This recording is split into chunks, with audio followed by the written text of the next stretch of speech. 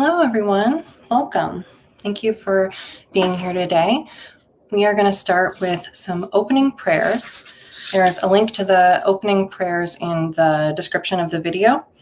You can just open those. And we will chant these in Tibetan, although if you are more comfortable chanting along in English, that's fine too. The first one we'll say 3 times, and the next ones we'll do 1 time each.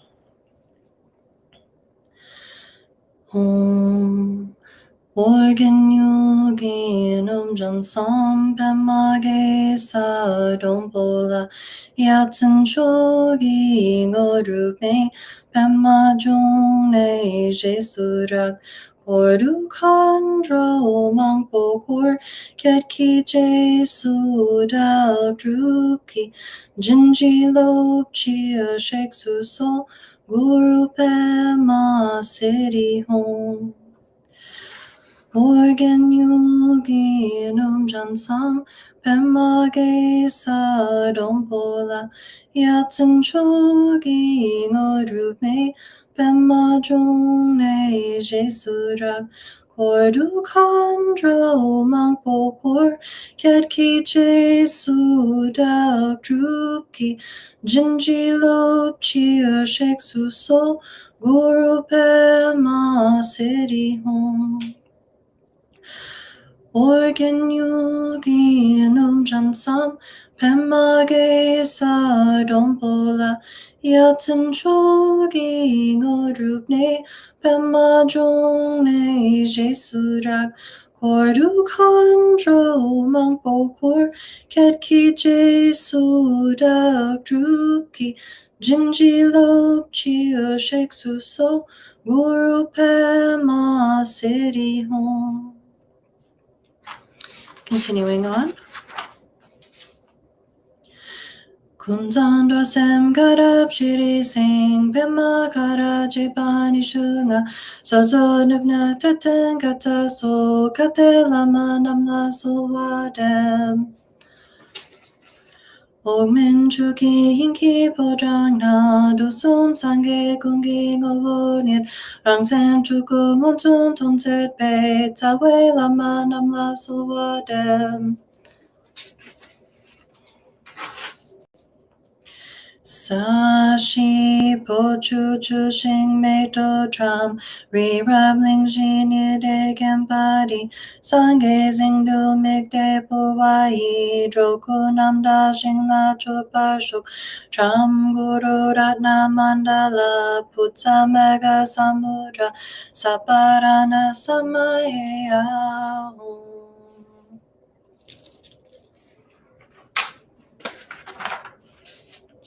Simchen namki sampadang loi jejak jitawar jechon tomo tepai juki korlo kordu so.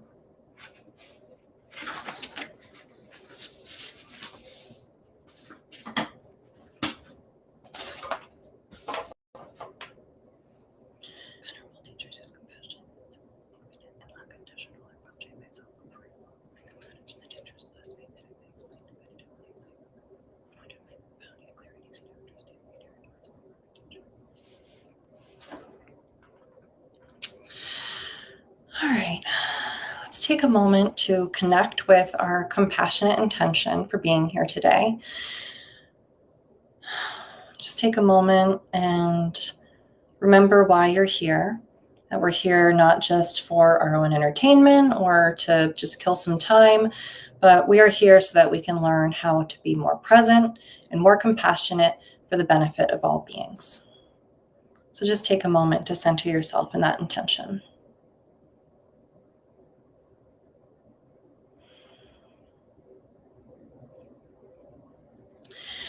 And as usual, we are going to start with a brief meditation to stabilize our minds.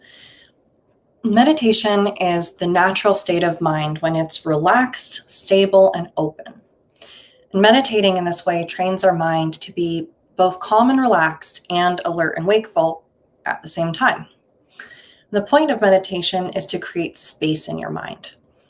Creating space in the mind helps us to balance our emotions, allowing time between action and reaction, And this space in the mind is actually the first step in the development of bodhicitta, which is the compassionate wish to free all sentient beings from suffering. We have to open a little bit of space in our mind for that compassion to have some room to grow.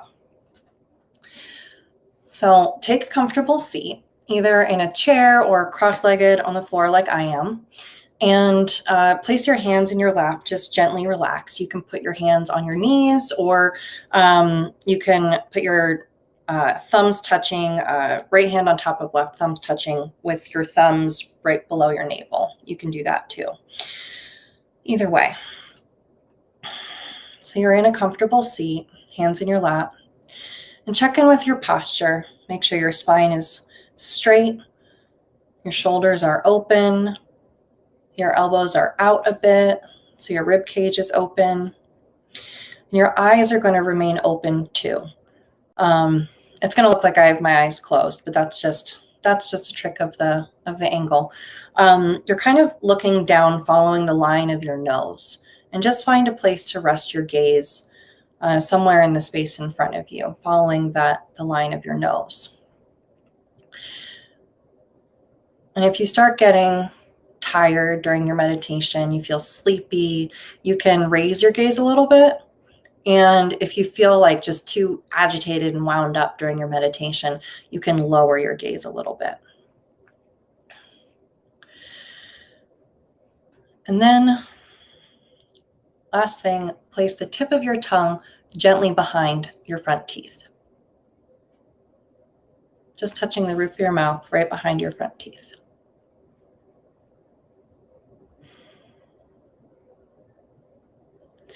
Allow yourself to relax completely and breathe normally.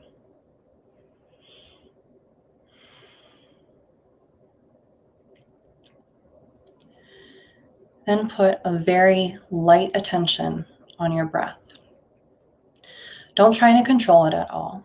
Just breathe naturally with the most gossamer thin attention on your breath. It's like taking your pulse. You don't put any pressure on it, just observe it. Your attention is like a feather, gently riding on the surface of your breath. And when the thoughts come up, just let them go. Just let them pop like bubbles in a pond. And you don't even have to look to see what they are. It doesn't matter. Right now, we are just coming back to our breath. If there are sounds in your environment, if there are thoughts in your head, let them go and come back to your breath. Return again and again to that gossamer thin attention on the surface of your breath. And we'll meditate for 5 minutes.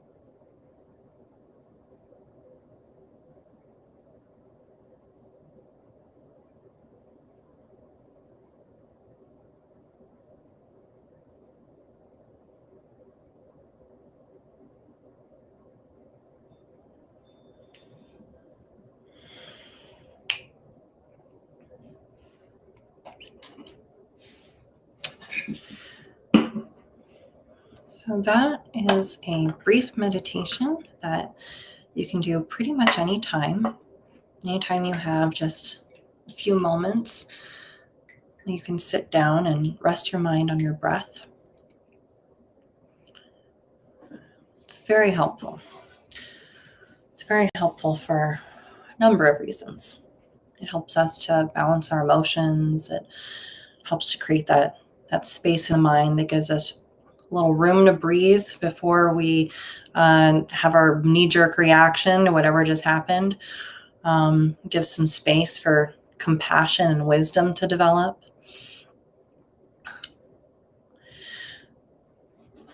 One of the reasons that it's so important to stabilize the mind is that we never know when death will come. We think we do. We think, even if I don't know exactly how I will die, it won't be today. We're so confident that it won't be today. We look at our calendars and we see work meetings, soccer practice, dinner plans. We're too busy to die, right? You look at your weekly calendar, you're like, well, how on earth? I don't have time for that. I've got things planned. I've got things to do. We assume that death will come after our dissertation, after our kids are grown, after the big promotion, after the house is sold, after. And we imagine that we'll be old and gray. Even though we see so many examples of death coming unexpectedly, we think that only happens to those people. You know, those people who aren't us. Bombs only drop on houses in other countries. Only very unlucky people die in car accidents. Only unhealthy people die of heart attacks. Only strangers die in freak accidents. We tell ourselves, I don't live in one of those countries. I'm not unlucky. I'm not unhealthy. I'm not one of those unfortunate people who's swallowed up by a sinkhole while they're dreaming in bed. How can you be so sure? How do you know? You don't.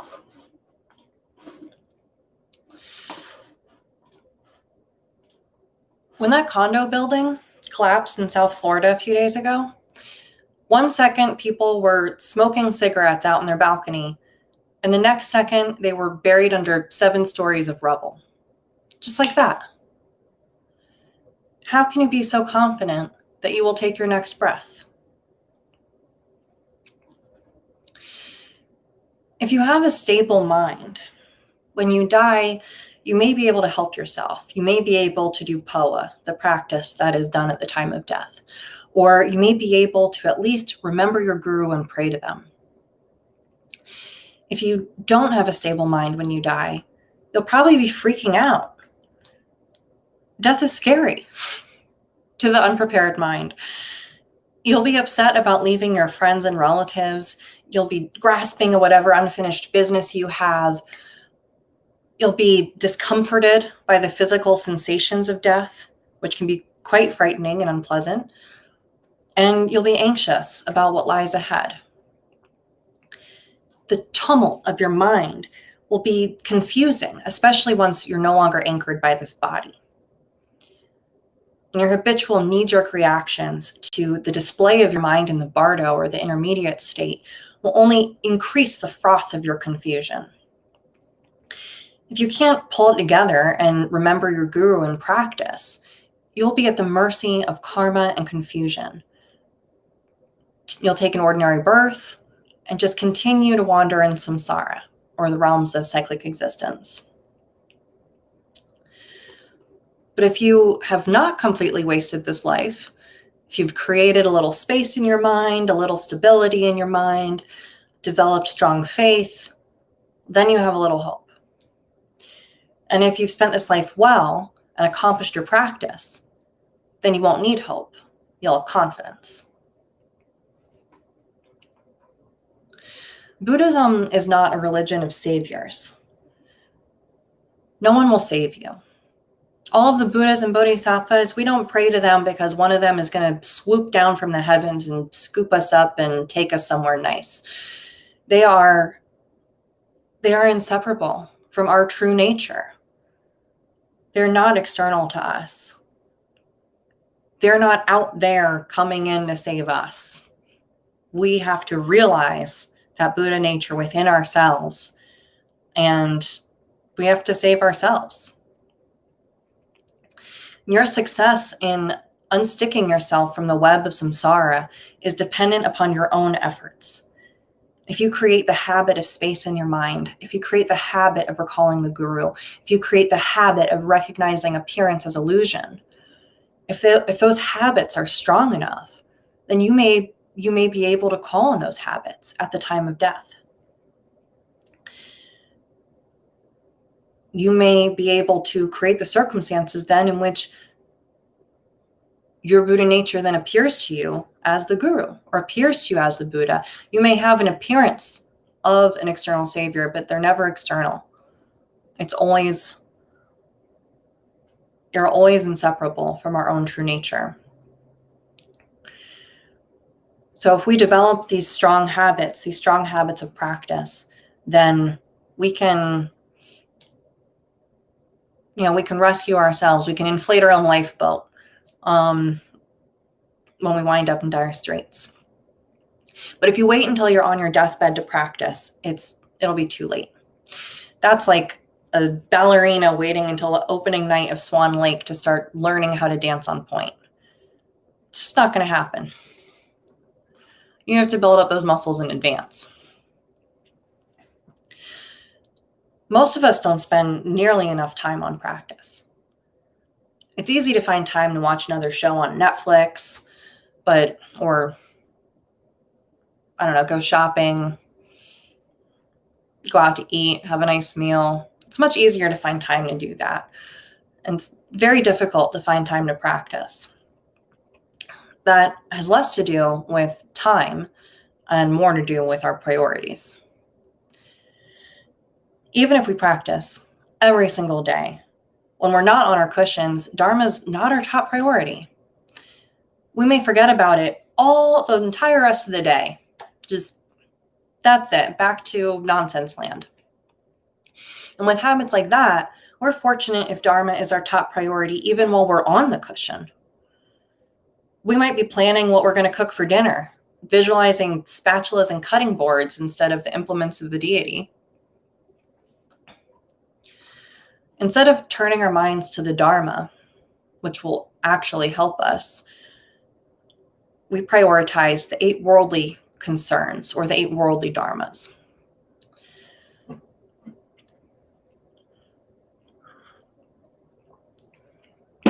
These 8 worldly concerns are these. We take delight in having money and material possessions. And we're disappointed, upset, or angry when we lose them or don't get them. We're delighted when people praise us and approve of us and tell us how wonderful we are. And we feel upset and dejected when they criticize us and disapprove of us, even if they're telling us the truth. We feel delighted when we have a good reputation and a good image. And we feel dejected and upset when we have a bad reputation. We feel delighted when we experience sense pleasures, fantastic sights, sounds, smells, tastes, tactile sensations. And we feel dejected and upset when we have unpleasant sensations. These 8 worldly concerns keep us busy all the time. We're so short-sighted, most of our life is spent trying to obtain or avoid these temporary experiences, trying to gain and not lose, trying to increase our fame and not let anyone, spoil our reputation. Our minds are like a yo-yo all the time, alternating between attachment and aversion. For example, let's say you go out to dinner. You get all dolled up and you go to a fancy restaurant. Everything looks so beautiful and pleasing, so the yo-yo goes up. But there's a long wait to get in. The yo-yo goes down. But there's a seat at the bar. You can sit down right now. Yo-yo goes up. But they're out of mojitos, and that's what you wanted. Yo-yo goes down. Bartender recommends a margarita. You order it. It's delicious. Yo-yo goes up. You spill salsa on your favorite blouse. Yo-yo goes down. You go to the bathroom, and on the way, someone compliments your hair. Yo-yo goes up. It just goes on and on and on. This attachment, aversion, attached to satisfying our five senses with the pleasures that they crave, and aversion to the opposite of any of those. Aversion to not getting the pleasures that we crave, or aversion to unpleasant experiences. We are so habitually attached to the pleasures of the five senses. We want to feel good all the time. So we're always chasing pleasure. And it's important that we remember the defects of such attachment. Dogo Kensei Rinpoche said, "When we crave beautiful forms, we become like moths, which are attracted to light and get burnt by the flame. However much enjoyment we may derive from the pleasures of the senses, there will never come a time when we have had enough. The more we indulge in them, the more they become like honey smeared on a razor, cutting our tongues as we try to lick it off." Isn't that a picture? So remembering that razor beneath the honey, we should give up desire as much as we can.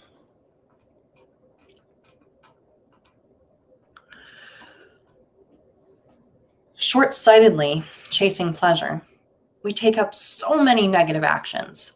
All the time we are engaging in negative actions to fulfill our desires. We kill animals so we can enjoy their flesh. We rape the earth for minerals so we can carry computers in our pockets and watch football in high definition. We lie and mislead others to protect our reputation.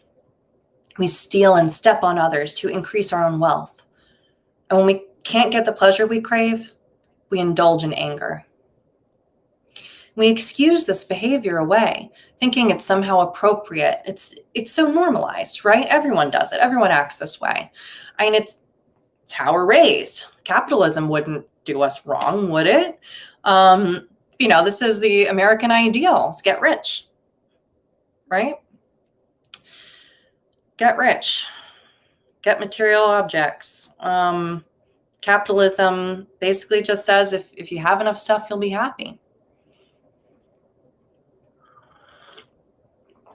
And everyone lies a little bit sometimes, right? That's normal, totally normal.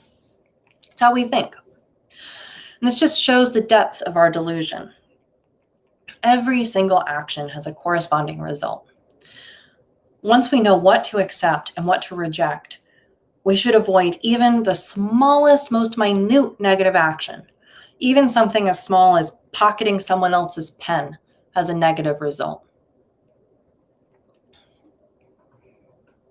Dogo Kensei Rinpoche says, "It is important to examine your actions very closely.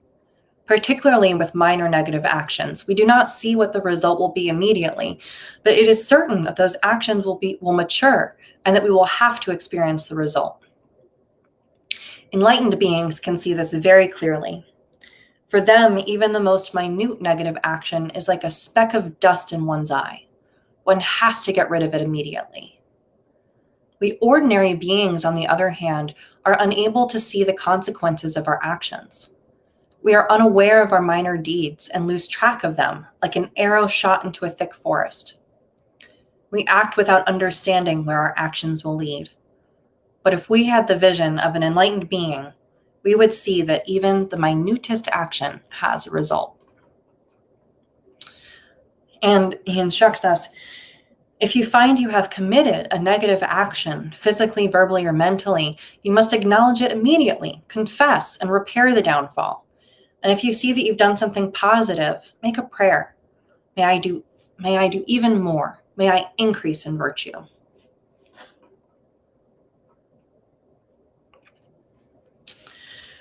Our attachment to feeling good and aversion to discomfort makes it difficult to practice. It makes it difficult to make the right choices because, well, the right choices aren't always fun. First off, meditating. Boy, you're supposed to sit in silence for how long? Yikes, boring. So boring. Who wants to do that? Who wants to watch their breath?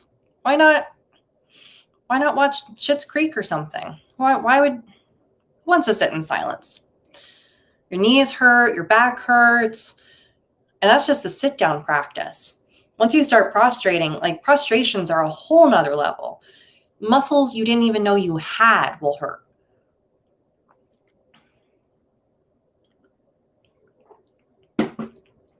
And facing all of your mental and emotional bad habits isn't that enjoyable either.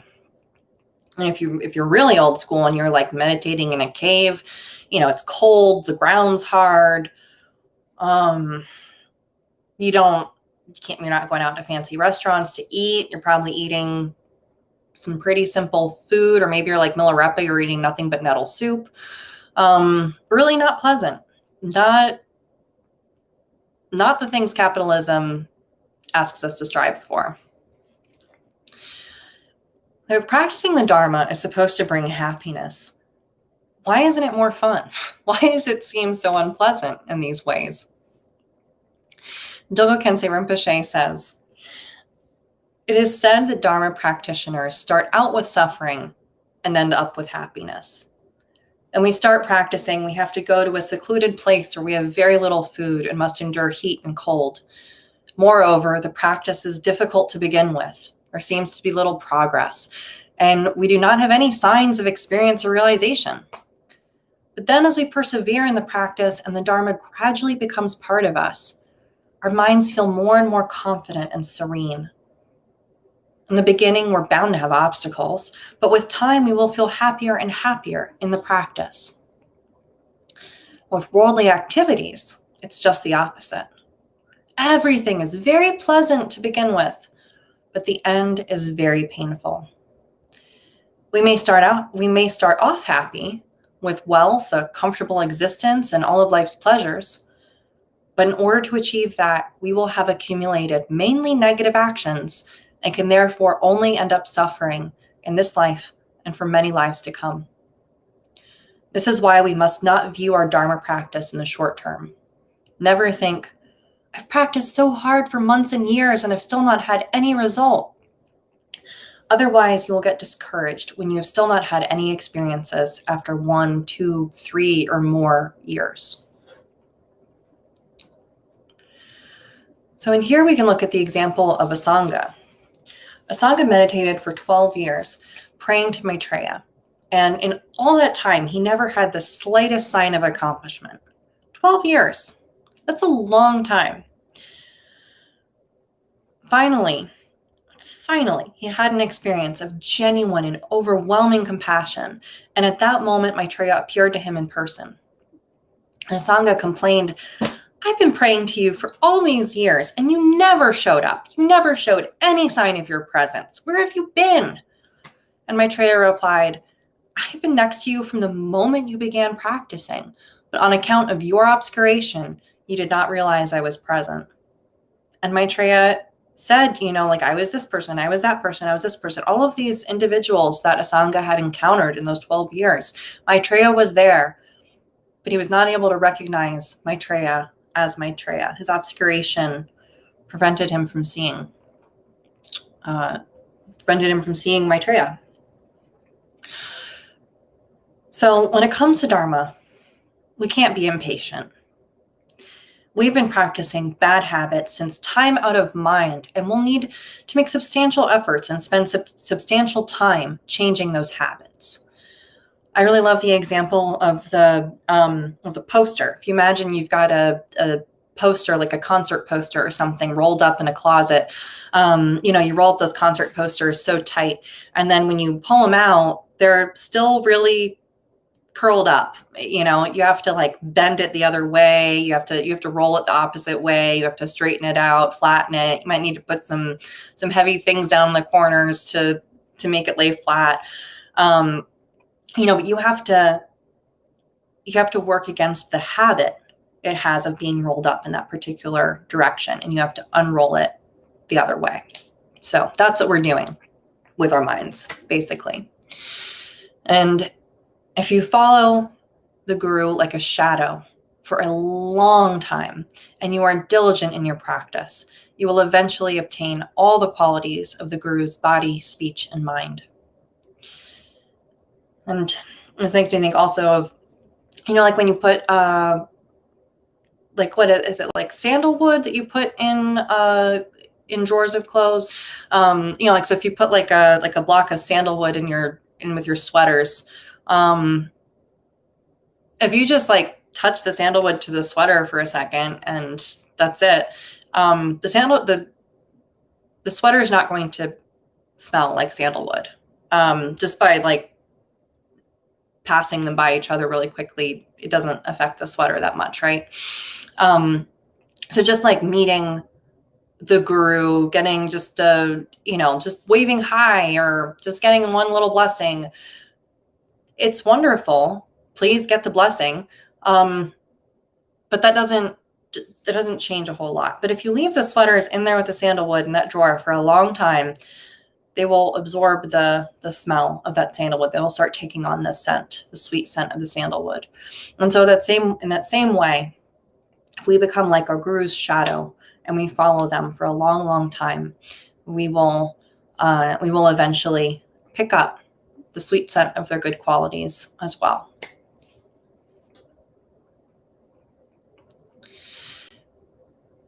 Dogo Kensei Rinpoche says, even if it takes very long, your days in life must be spent practicing. Jetsun Milarepa said, do not expect quick results. Spend your time practicing in a race with death. It makes no sense to think, I've practiced for 1 year. Will I obtain realization? I've practiced for 3 years. Will I obtain realization? Simply think, if I die, that will be that. But until then, I'm going to practice. As you become more and more acquainted with the Dharma, your understanding will naturally become deeper and good qualities will grow. When the Dharma hits the mark, it becomes more and more effective.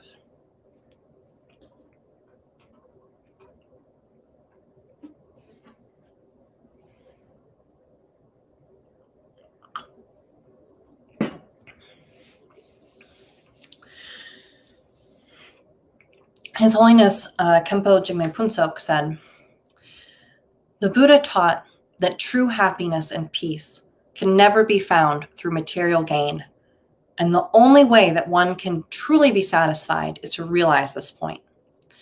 Therefore, it is very important for all of you to consider decreasing your attachment to the objects of this world, to all apparent phenomena, and to understand that more important than spending most of one's time pursuing the material world and thinking that happiness can be found in this way, we should try to practice pure Dharma.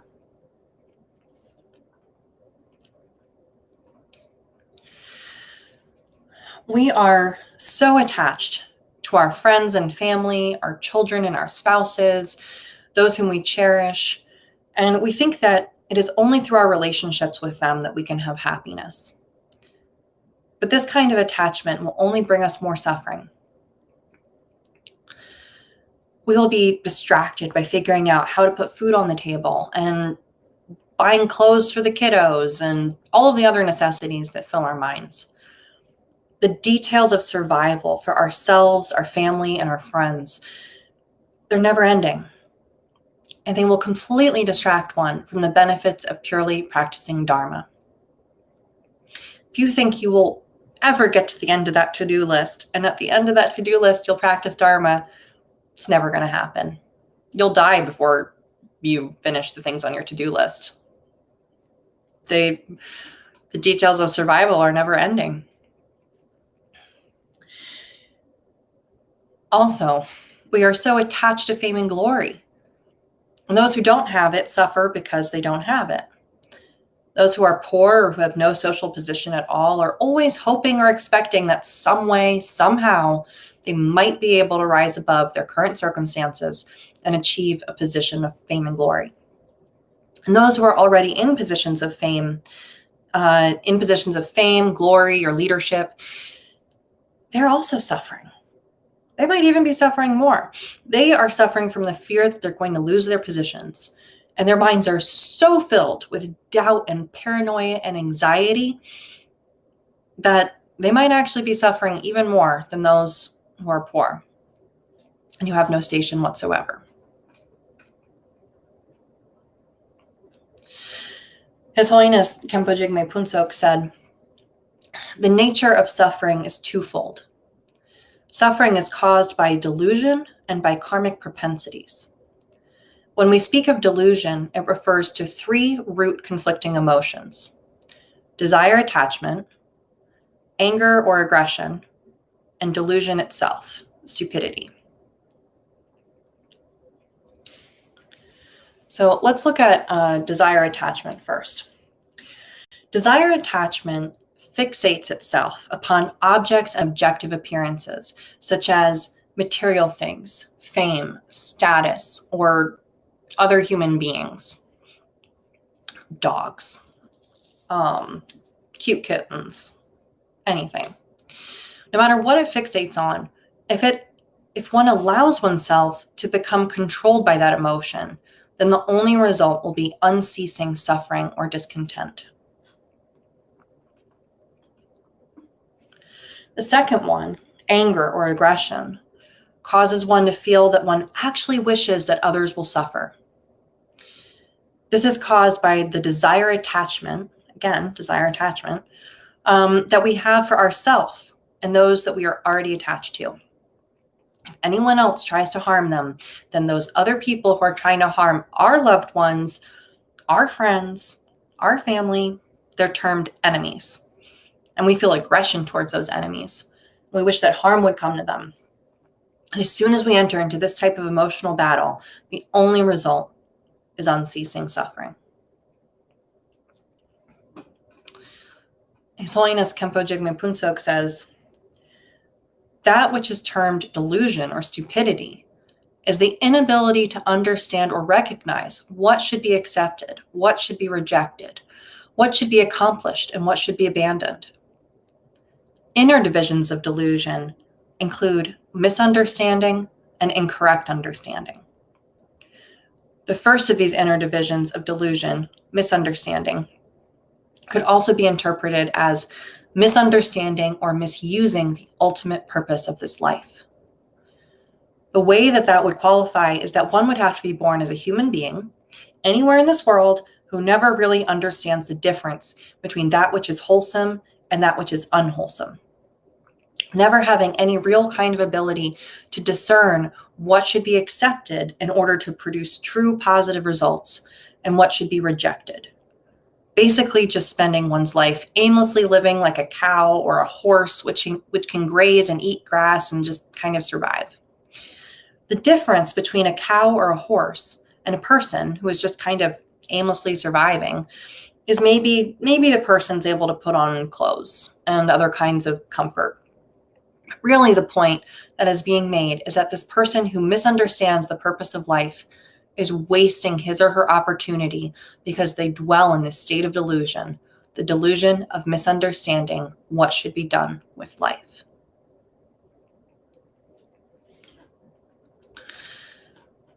So, please don't waste this precious human life chewing cud like a cow. Even if you're a cow in a fancy sweater, don't spend your life that way. It's not enough to just be able to say, well, we can at least put clothes on while we chew cud. It's not a good use of this life. Let's use our time wisely. No matter how wealthy you become, no matter how many mansions you have, or how many clothes are in your closet, or how amazing your jewelry is, or your garden, or whatever, none of these things will help you one little bit when you die. So it's important to think to yourself, life is running away. I don't have time to get involved in all these activities. I only want to practice the Dharma. Usually we say, I don't have time to take a prayer shift. I don't have time to practice. I don't have time to do Nundro. I don't have time for that. I have all these things I have to do. I have work. I have to take the kids to soccer practice. I've got movies to watch. I've got books to read. I've got emails to respond to. I have social media to scroll. I have friends to call. so many things. I've got weeds to pull in the garden. I've got a hole to fix on the roof. Like, there's so many things that we have to do, right? And we don't have time to practice. Instead, we should think, I don't have time to get involved in all those activities. I only want to practice Dharma. Dogo Khyentse Rinpoche says, as Dharma practitioners, our job is not to defeat enemies and protect friends, but to find out how to rid ourselves of all our defects, prevent afflictive emotions from arising, and seek the quickest way to enlightenment. We should not concern ourselves with the ordinary things that may happen to us in this life, constantly thinking, how can I become the bravest general and conquer as many countries as possible? Or how can I become as rich as possible? Rather, we should give up all such preoccupations and focus on what is going to happen to us at death and in the intermediate state. Like someone who is seriously ill and knows he is going to die very soon. He does not go on making elaborate plans for the future.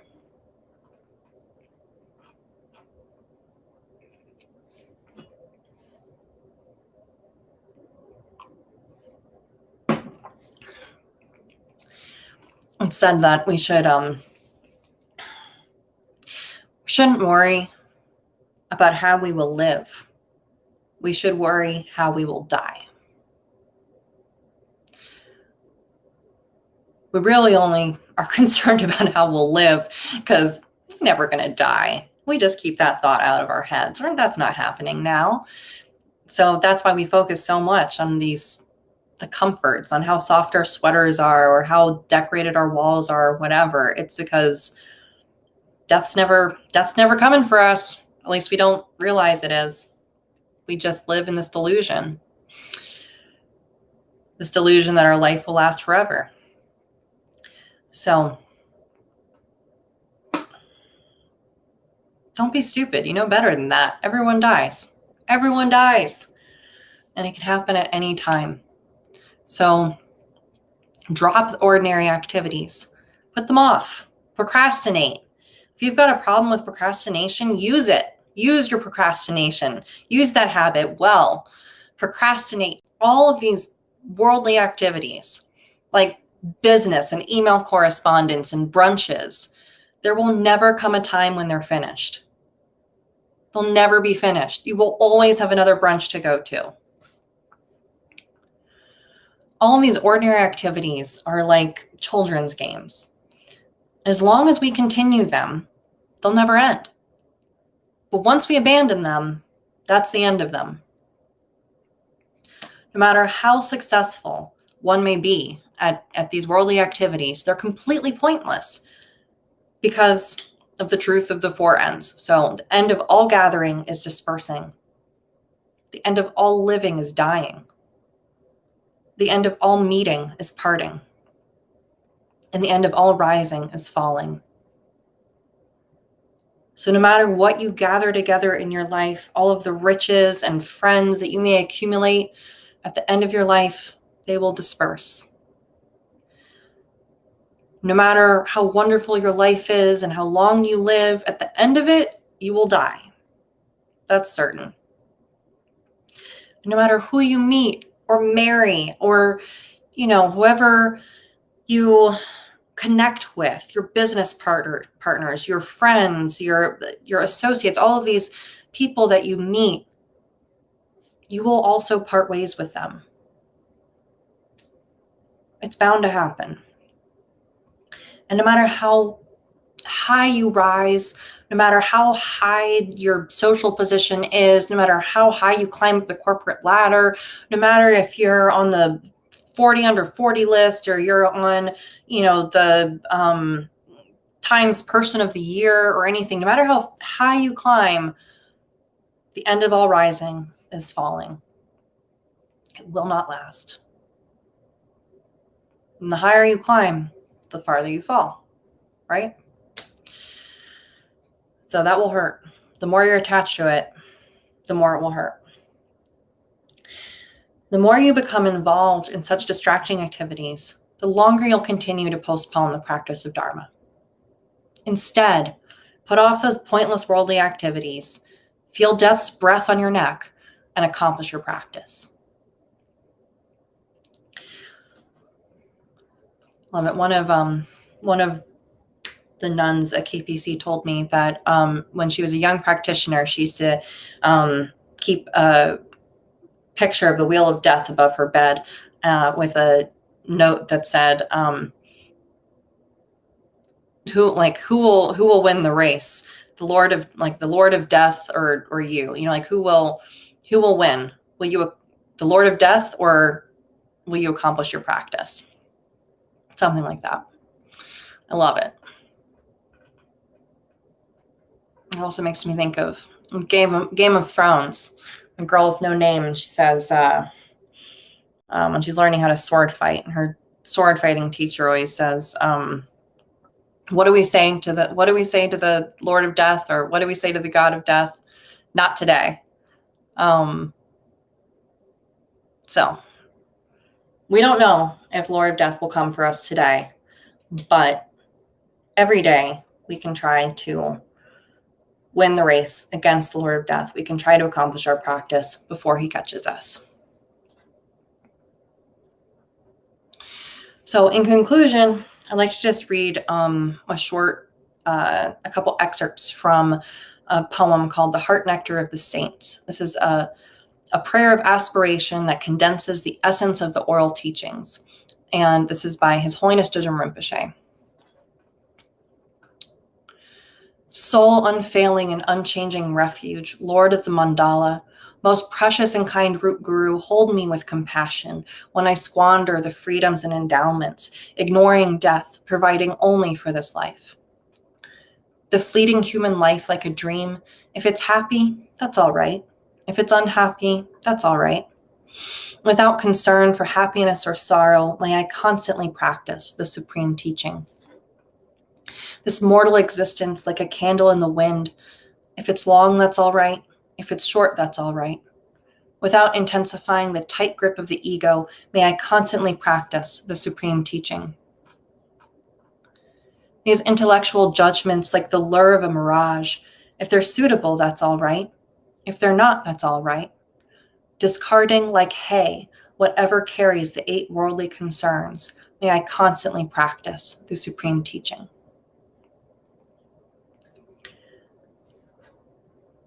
That's the beginning of the poem, and this is a long poem. I'm going to skip the middle part, but it's beautiful. And this part is from the end. All this doing has no more meaning than walking around a desert. All these efforts make my character rigid. All this thinking just reinforces my delusions. What worldly beings consider to be dharma is the cause of binding myself. All this exertion produces no result. All these ideas bring not a single actualization. All the numerous wants will never be fulfilled. Abandoning activities, may I be able to meditate on the oral instructions. If you think you want to do it, take the victorious one's words as witness. If you think you can really do it, blend your mind with Dharma. If you think you will practice, follow the example of the past saints. You spoiled ones, is there any other way? Taking a humble position, rich with the treasure of contentment, free from the binds of 8 worldly concerns, firm and strong-hearted in practice, receiving the Guru's blessing, realization becomes equal to space. May we inherit the kingdom of Kunta Zangpo. So I hope that you will take these words to heart and pay attention to what you spend your time on and choose wisely. And remember that life is short. Don't take even one breath for granted. And always at the end of any beneficial activity, remember to dedicate the merit, and we'll do that now. By this effort, may all sentient beings be free of suffering. May their minds be filled with the nectar of virtue. In this way, may all causes resulting in suffering be extinguished, and only the light of compassion shine throughout all realms.